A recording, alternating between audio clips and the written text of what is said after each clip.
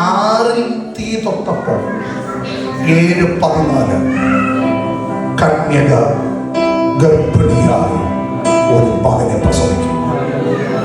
ആ ദൂത് വെളിപ്പെട്ടത് 7-ാം അധ്യായത്തിൽ.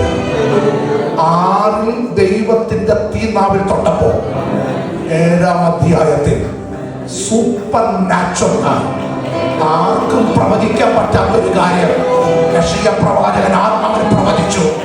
9-ാം അധ്യായത്തിലേക്ക് വന്നപ്പോ അവൻ അത്ഭുത മന്ത്രി, വീരനാം ദൈവം, നിത്യപിതാവ്, സമാധാനത്തിന്റെ പ്രഭു. 11-ലേക്ക് വന്നപ്പോ ജ്ഞാനത്തിന്റെ ആത്മാവ്, വിവേകത്തിന്റെ ആത്മാവ്, ആലോചനയുടെ ആത്മാവ്, യഹോവ ഭക്തിയുടെ ആത്മാവ്. യെശയ്യാ പ്രവചനം 53 കണ്ടാൽ ആളല്ലെന്ന് തോന്നുമാറ് വിരൂപനായിത്തീർന്ന ദൈവപുത്രന്റെ വെളിപ്പാട്.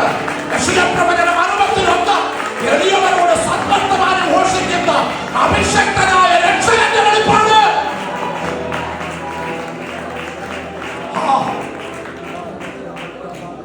ഈ വെളിപ്പാടിന്റെ കടവറയെല്ലാം തുറന്നത് 6-ാം അധ്യായത്തിന്റെ വഴിത്തിരിവ്.